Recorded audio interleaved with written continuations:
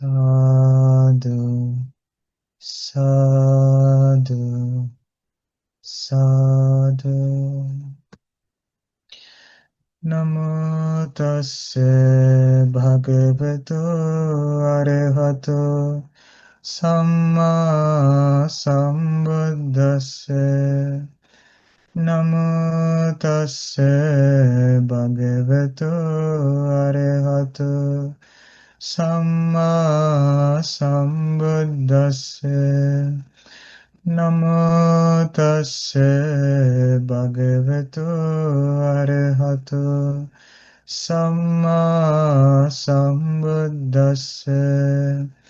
Homage to the Blessed One, the Worthy One, the Supremely Enlightened One. Homage to the Blessed One, the Worthy One, the Supremely Enlightened One. Homage to the Blessed One, the Worthy One, the Supremely Enlightened One.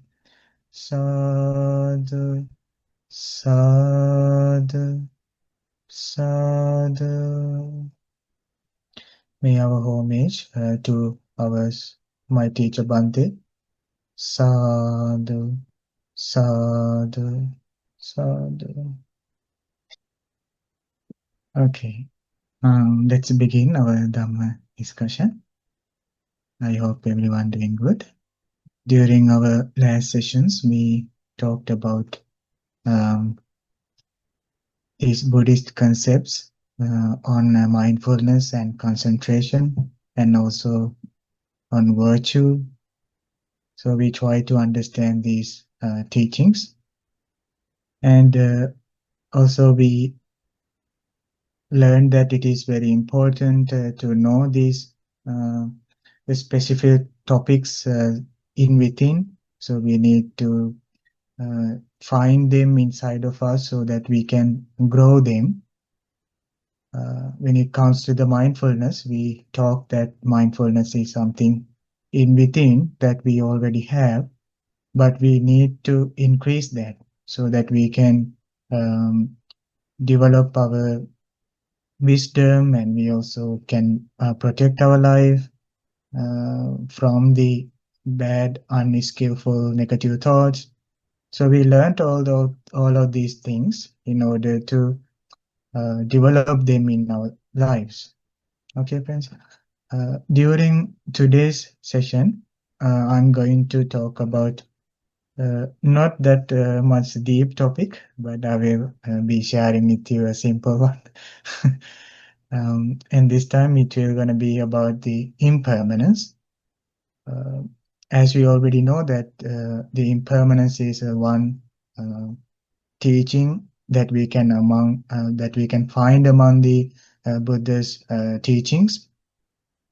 Now, impermanence is actually when things are changing, we say that those things are impermanent. How we learned, friends, according to the teachings, that impermanence should be like what? We Talked learned. about rising and falling. Yeah, we learned that the impermanence is rising and falling. And what happens to the things which is impermanent and rising and falling? In between, what happens to those things? The impermanent things? They change. Yes. Yeah, they change during that rising and falling. Now, friends, impermanence is something we can find among our lives and also among the others' lives and all around in our world. We can find those things. That impermanence is existing. All of the things which is born, which is started, which arisen. Okay. Now, friends, this is also seen as the most deep and also the most powerful quality among the things in our life. I mean, let's say for an example, now if there is any pain in our life, let's talk about our own life. When there is pain, that pain is a result of the impermanence. Okay. Now, if we are going through suffering, if we are going through hard times, if we are feeling sadness, it is only because that there is this underlying quality of impermanence. It is because there is a rising and falling. Okay.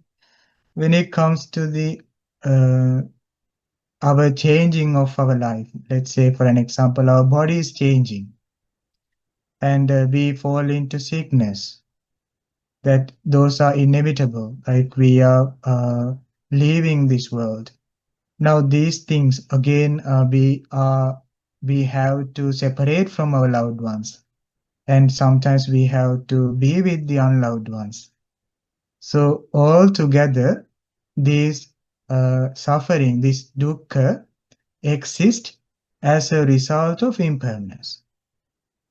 That is actually what we define as impermanence. Okay. If the things were to be permanent, we won't age. We won't fall into unpredicted sicknesses and diseases. Okay. And again, we won't fall into separation.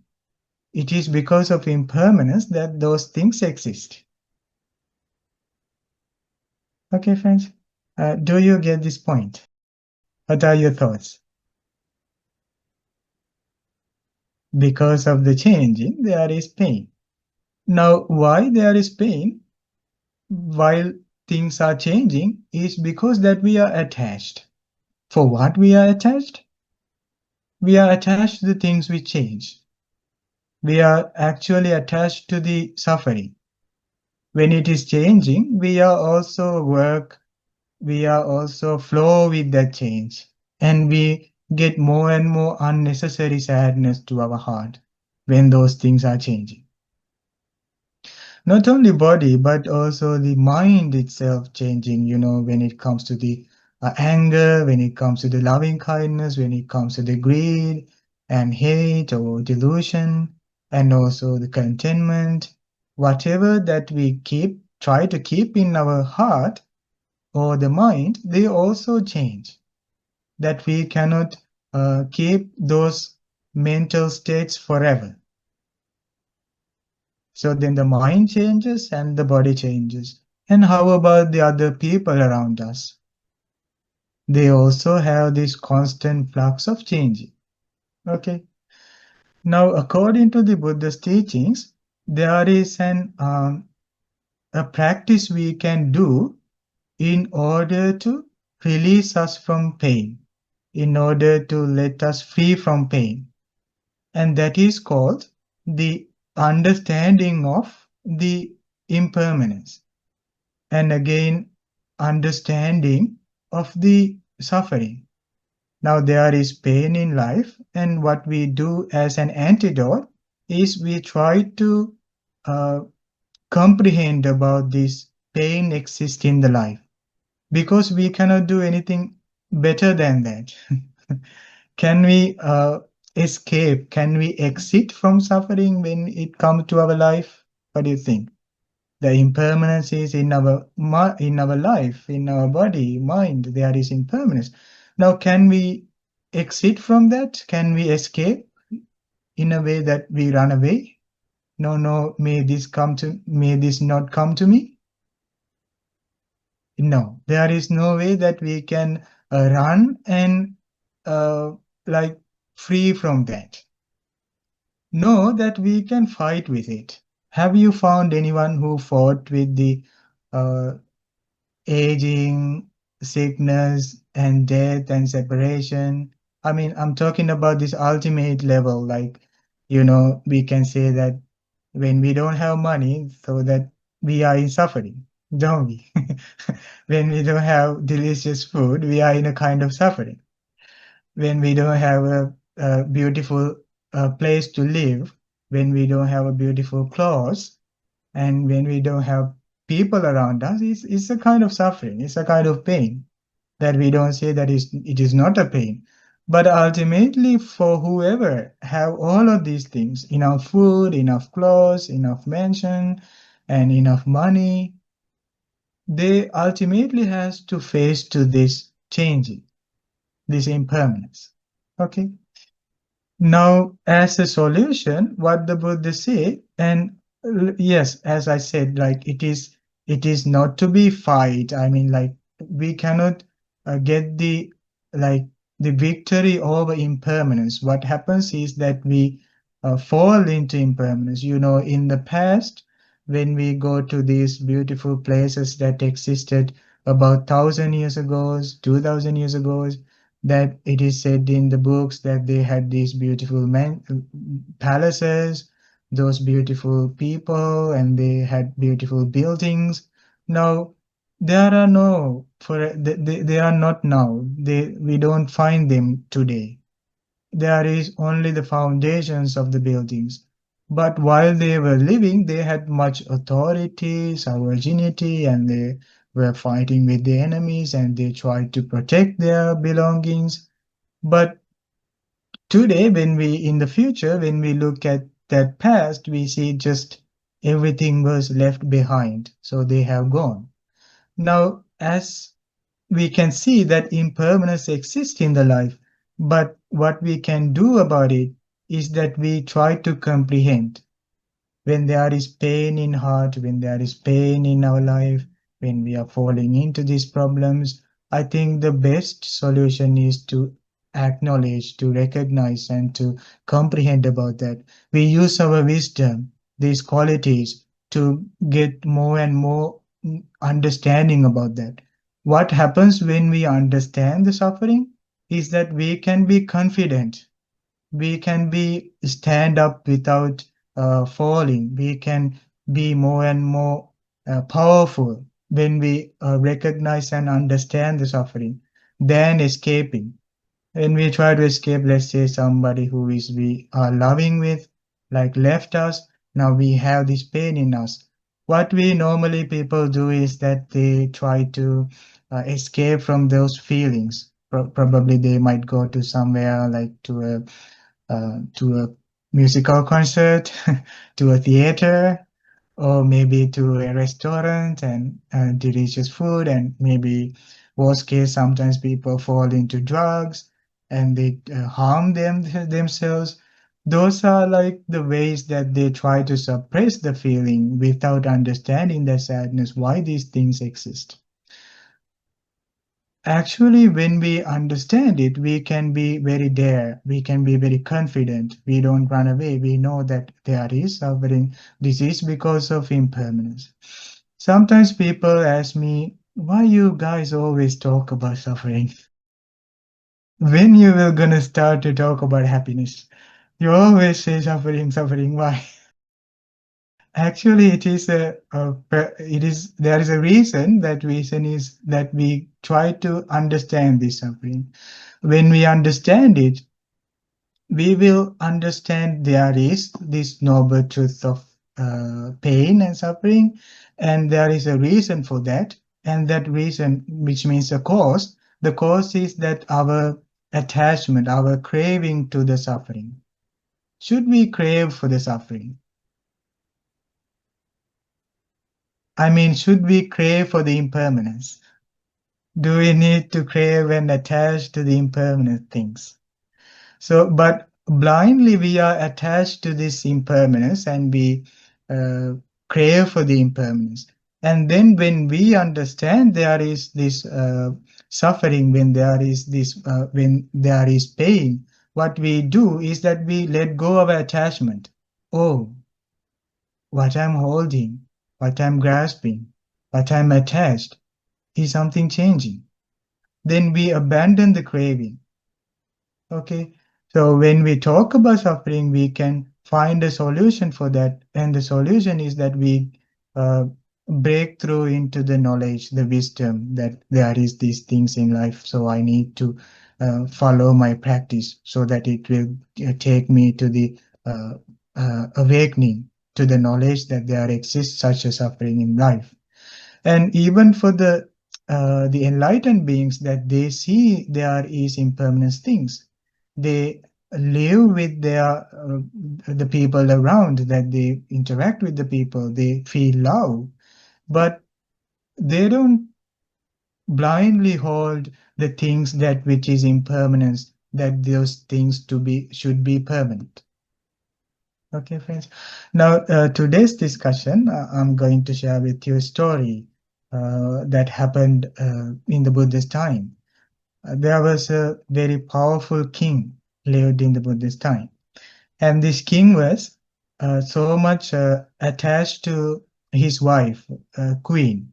He was living with the queen, and the queen was having some health issues. All of a sudden, while they lived so happily, they were dear towards each other, and they had this beautiful family, royal family, and this palace, and they had this fame and power and respect. And at some point, this queen got a disease, and she went with so much critical situation, and this queen was passed away. Okay. Now, what happened was that this, because of the love this king had towards the queen, that he was so sad. Okay. Now, technically speaking, what happened in the situation? What happened in the situation for the queen is that the queen's life was attacked by impermanence. Now, if that was to be permanent, she was there. But it was not what happened, because it has an arising, it has an vanishing, and in between it's vulnerable to break up, like the change. So she had to face to that. Okay. Now this king couldn't make up his mind. Now they were lived together with the love and so much affectionately, and all of a sudden this was ended. Now the king went like confused, and he was so much in pain. Okay. Now he was thinking about the dreams, like the past memories, like how they were living together, and how it was so beautiful at in the palace, and how they were talking with each other, dearful things. And now he was burst into sadness and burst into tears and crying. Now he couldn't govern the country. He fell down on the bed, and he was all day long crying. And he cannot eat, and he cannot sleep. And but he was a king. Look what normally happens when a person has this lack of understanding about the life. Now he was a very powerful king in the country, but he fell down now. He lost his happiness. Now he was thinking about that, and he couldn't eat, couldn't bathe, and couldn't do anything. Now what happens was that the people heard that this king was in misery, king was in sadness, and the people also went so much sad. Oh, our king is not doing well, so we also are in pain. So we gotta also uh, fall into pain.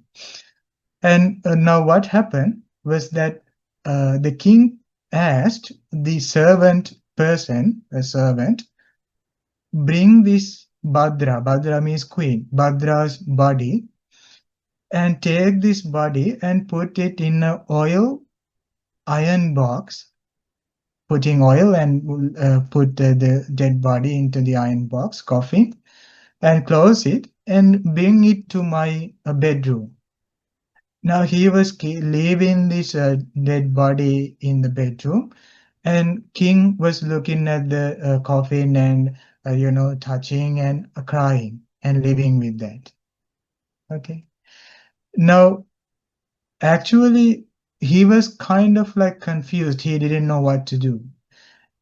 And yes, for sure, that is love. That is how he expresses his love. But now the problem is that he lost his mindfulness, that he cannot control his thoughts, and he was in so much misery. Okay. Now what he cannot accept is that things are arising and passing. Okay, things are changing. Now, he was always crying and always in pain. Now, the servant was thinking about this king and thinking about the welfare of the king. And the servant was thinking that is there anyone who can give liberation from this pain to this king? Is there anyone in this world who can give any instruction that can let him go from this pain? Is there anyone in this world? Now he was like thinking about this, and he got this news that in the close by city, in the forest, there is a enlightened Bhante living. And if the king were to go to see the enlightened Bhante, so the Bhante would help him to release from this pain. And then the servant said to the king, King, you know, there is this Bhante, he was enlightened, probably he can let you free from this pain.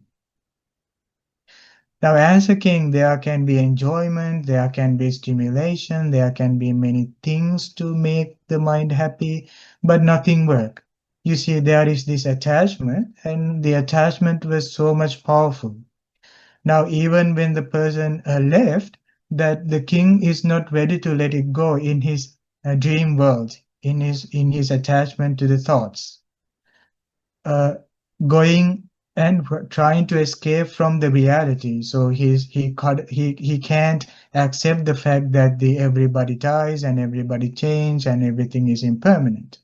Now he was attached within to his own thoughts, attached to the past. But the thoughts are just like water bubbles pops up in the lake when it rains. The water bubbles pops up and they breaks.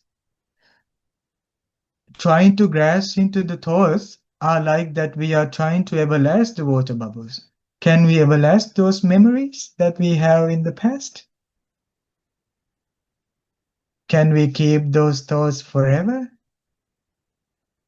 Those thoughts are changing. Because that we attach, we don't let those things go. But these are arising and vanishing in its own way. But we are giving it the attachment and we don't apply our wisdom. We don't try to reflect about the impermanence. And also for the people we live with and the things that in our life too, that these things are changing always. Now then, this king and the servant went to see the enlightened Bhante, and the enlightened Bhante gave a certain teaching, okay, to let his pain go, and to make him understand about the life. Now, can you guess what would be the enlightened Bhante's teachings? What can be the enlightened Bhante's teachings about that situation? Would it be meditation? Meditation. Wouldn't he start explain to him about suffering and impermanence and get him to try to get the understanding of impermanence? And if he has that, and Now, yes, you're right. Your answer is correct. You know, like we already know that things are impermanent, don't we? Yeah, we have read that, we have heard that many times, and we are seeing it on the books, and it says that everything is arising and vanishing. How about when we are in the middle of a problem? Let's say now, look at the mind, like let's say we look at the thoughts. Now those are impermanent. How about when we get angry? Do we feel that it is impermanent? No, we In don't. the middle, I mean, in the middle of the problem? What, Carol? No, we're caught up in the emotions of it all. Yeah. Yeah, with that brings us, we are caught into that the impermanence, like the thought. Actually, that there exists such a thing, but we know that there is impermanence, but we find it's very difficult to understand it in our life. Probably the king true. also knew that everything is changing, that we live together like this, but at some point we will separate. Probably the king said to the queen that when let's unite in the next life, Mm. let's see each other in the next life. And which means they were prepared that there will be an changing, there will be end. But why that it is very difficult to experience that in our real life? We have that such a problem. Now we know that we are attached, we need to let go, but why? It's difficult. Well, part of it too is all the plans you make with that person and all those other circumstances. When that person is gone, all of those things are gone too. Like there's a huge loss there. Yeah. Yes. Yes. Uh, when the moment comes to us that we should let it go, that we see that is very hard to do. It's not ready to. Our mind is not ready to let it go. Now the king went to the enlightened Bhante, and the enlightened Bhante gave these instructions. It is wonderful instructions. Now I recently I was talking with my friends, and I met a couple of friends that they had this pain in their lives, and they had inevitable like problems that they are facing. And I was thinking about that because whatever that I tell this person, that person cannot let it go. That person cannot understand this impermanence. And I said that there cannot be any other solution than understanding our problem and to enlightening us to the problem. If that is impossible to let it go, like, can we let go old age? Can we stop our changing? I wish. No. Like everybody had a young life, you know. Everybody had a very powerful life that we never thought that it will gonna be changing. You know, like when we was like 20, you know, it is said that the Buddha say that there is these intoxications, that when people are intoxicated, that they don't realize that they are intoxicated, do they? Mm. Let's say a person is uh, taking drugs, alcohol, or something to make them like drunken, and normally that they talk like, I'm the most influential person, and I have this much power in this world. When a person is drunken, now doesn't know that the person is drunken, because that it is kind of a delusion.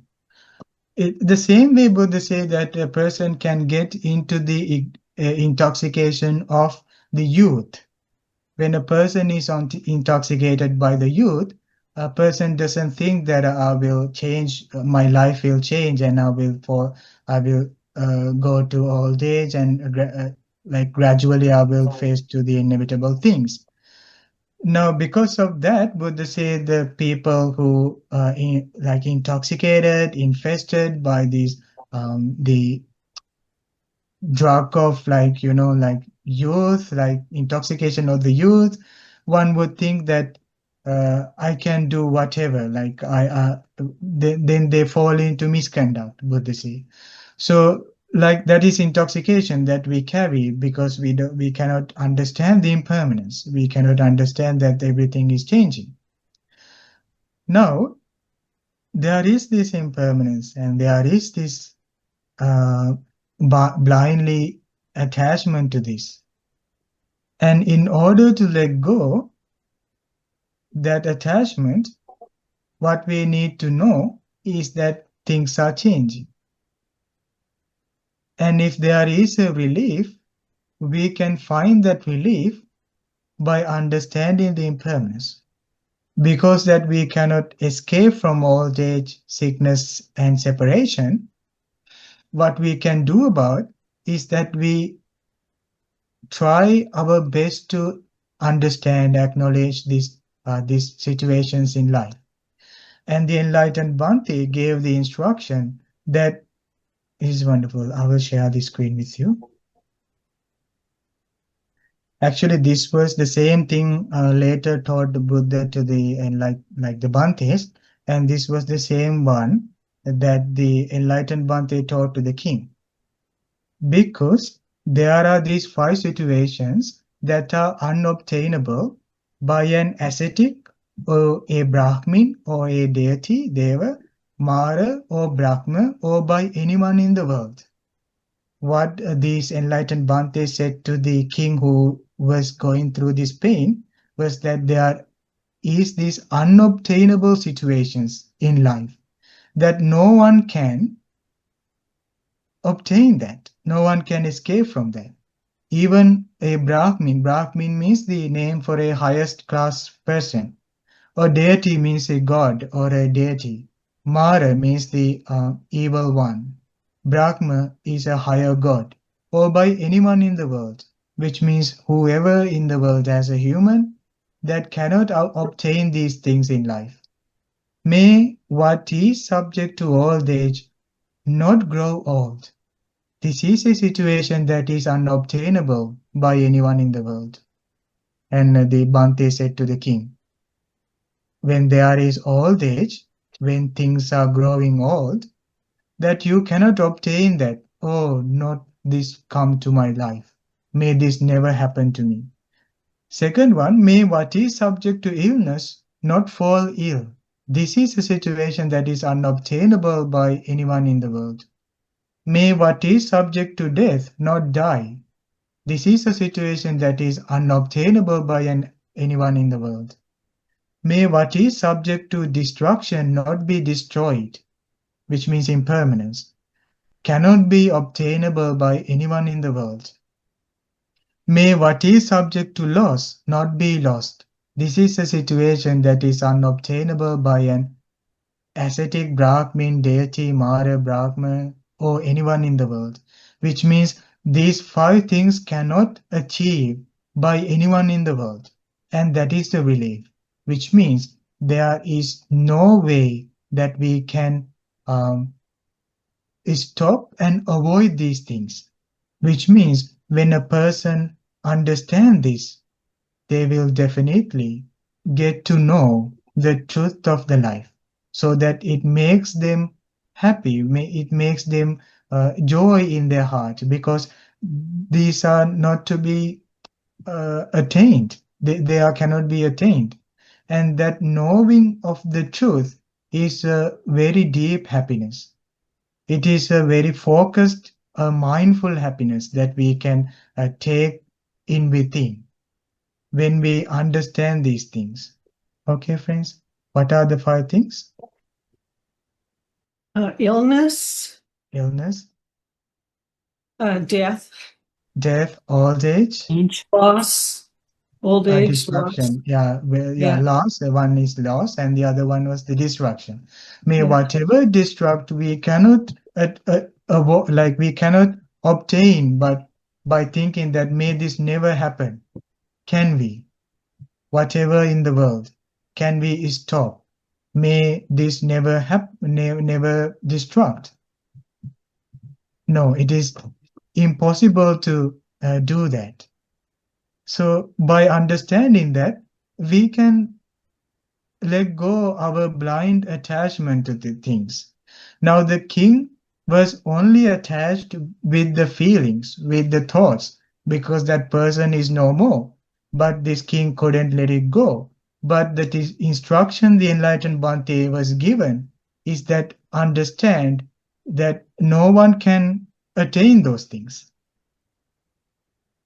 Which means that he was teaching about the acceptance.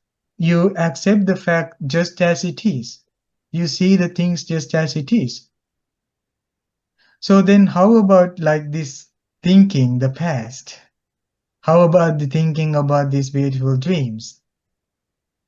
In the mental like thoughts like we create. What it brings us. Well, those are impermanent as well. So if the person understands impermanence, Yes. then that goes away too. And do you mean like you also let go the love that you had to that person? No? Oh, Then what is love? yeah. Okay. Now, Sorry. I have a question about that, because their relationship was permanent, right? Yes. And so if there are things that are permanent, Yeah. like we expect a certain amount of permanence with it. So But it's impermanent because they're no longer together. So the relationship ended. Yeah, but while but they were married, there was a permanence there, right? Yeah, well, it's temporary permanence. one day a person said to the Buddha, don't teach the friends. When you teach the friends, you are making attachment with the people. So that man said, no, don't make attachment with the people. Don't teach like that. If you teach that, you will attach to the people.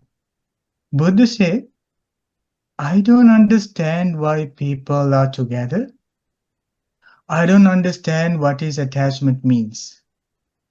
But when you instruct your friends out of compassion, you don't make attachment. That's what he said. Mm. It is also understood concept in Buddhism that when a person is enlightened, that they don't have attachment. But how they live then? So does that mean they don't have love to the world? And we are talking about these teachings 2600 years ago. So Buddha didn't have love so that he didn't protect the teachings for us. And he had love. And So the we teachings are permanence. Is that what? it? So the teachings have permanence then, is that it? Well, the permanence is Because of his actually love. Oh, sorry. the love is giving the affection to the beings. That is what I said. The love is the giving affection towards the beings. And when I'm telling about the knowledge of the impermanence means the something exists in our lives. It is not something Buddha created, but he just revealed that look it in your life. But this topic of love and the attachment is like something that when we have unconditional love towards the world, that we don't blindly attach to the beings that we live with, but we have unconditional love, boundless love to the people that we live with. You know, there is a love that we didn't touched yet, that we are limited with the attachments. And you know, sometimes when people left their loved ones, like let's say there is an argument and they separate with each other, then there is hard time to forgive to the person that we loved. And we still keep the memory inside and we are like struggling with that thoughts. And why this person did this to me, did that to me. I mean, we don't need to separate from our loved ones at any point of our life because we have unconditional love, so that we can have the proper discussion and we can live together. And but when it comes to the attachment, so the enlightened beings doesn't have the attachment, so that they still have the unconditional love. But in a household life, there is attachment and there is also love. I think the better option is to find the unconditional love in the middle of the attachments. How about that? There are attachments, and we are trying to enlighten ourselves by finding the unconditional love in the relationship. Because we have attachment, we gotta live with that. I mean, we are bound to the attachments also, that we Yes. can say, children, now live. I'm enlightened. You don't stay in my life, my partner, spouse. So I'm detached. Buddha doesn't say like that. Buddha say like when you are in your relationship, you are living in your life and you are living together and you are developing wholesome qualities and good qualities and you are finding that love. But when it comes to the enlightened beings, that they don't know what is attachment, which means they are awakened. They cannot create an attachment to the person next to them. I don't know how we can apply this in a view of a sense pleasures. But do you remember the teaching about the nun that was in the forest, that a man came to seduce her by telling Oh, beautiful yeah. things that about the sense pleasures and your eyes and your hair and your, like, Yeah. like he started to uh, tell those beauty. And when this was said, what the Buddhist, this nun, awakened nun, said was that she said, I don't understand what you're saying. What do you find in this body to be such attached? I don't understand this. What is lust? I don't even know now, after abandoning lust completely, what is lust, which means that is the awakening, seeing the things as they really are. When a person enlightened, they don't find anything to be lust in the body, but they see the freedom.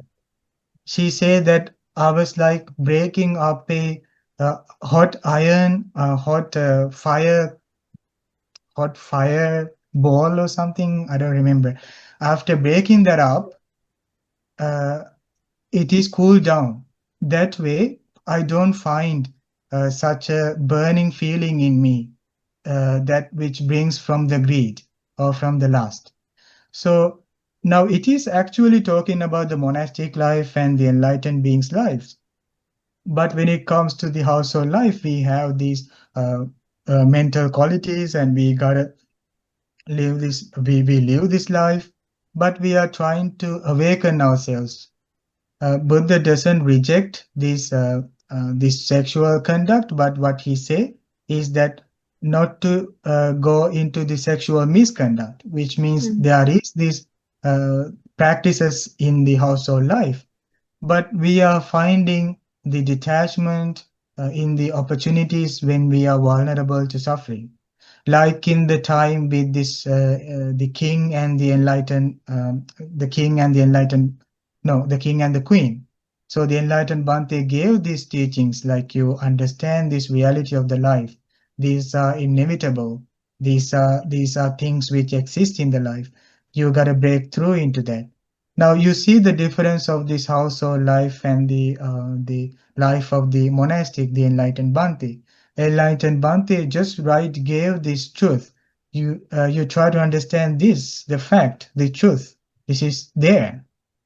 But the king was like attached to so many emotional feelings and couldn't make up his mind. Even he was a king, and there was nothing, no one here in the kingdom to bring him this news.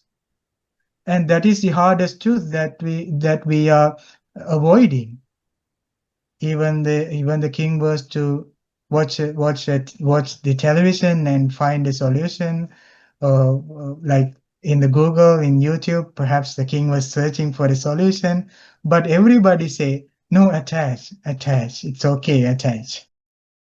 But the enlightened being said, there is this impermanence. Understand this. Okay.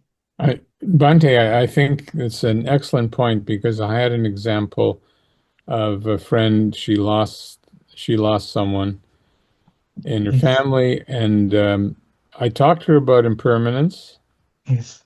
and talked about attachment in a very basic way. Yes. And she just, like a light, it just went off, and she really understood it Yes. and felt so much calmer and more peaceful, and wasn't crying, and There accepted. should be, yeah, it's wonderful. Like there should be this confidence, trust in the person in order to accept that impermanence. Otherwise, in the right at the place, a person might reject that emotionally. No, no, we don't like to talk about this topic. Hmm. And that blocked them from understanding the reality of the life. The reason why I delivered this talk was that a few days ago I met a person, actually two persons, like they bringing up this same problem, and I was also so sad when I was talking with them, like because I don't have any way to talk and I was so sad about that situation. And I thought, like, how can we manage this? How can we like understand this situation? And then this teaching came to my mind. Actually, after the end of the teaching, the king became so much happy, and he rejoiced in him, his the enlightened Bhante's knowledge, and also this his seeing this true nature in his own life about the situation. Sometimes people harm themselves when they don't see this, or this person left me, so I don't live my life. So yes, people go to that those options also, which is very bad. Now, King asked the enlightened Bhante, "It's excellent, Master. It's excellent. What is the title of this topic? What is the title of this teaching? What is the name of the sutta?" In our words, he asked, "What is the name of the sutta?" And the enlightened Bhante said, "This is the sutta called Soka Salla Harana, which means pulling the dart of sorrow. Pulling the dart of sorrow." And he said, "Exactly, Bhante, exactly. This is the pulling out the dart of sorrow. That is so true." And he got this awakening, and he went back to his palace. And what he did the next day, he asked the servant, "Please, servant, come here. Take this, my queen's body, and cremate that, and make a beautiful place for her." And they did like that. You see, what was hidden was this impermanence. What couldn't awaken was to this impermanence. And we never know when there will be such an emotional outbreak. The best thing to do is to think every day things are impermanent. Okay? Because when Bhante, yes, well, I yes, was just Tad? going to, it's kind of, in a way, it's sort of baked into some things too. Like when a man and wife get married, one of the things is till death do us part.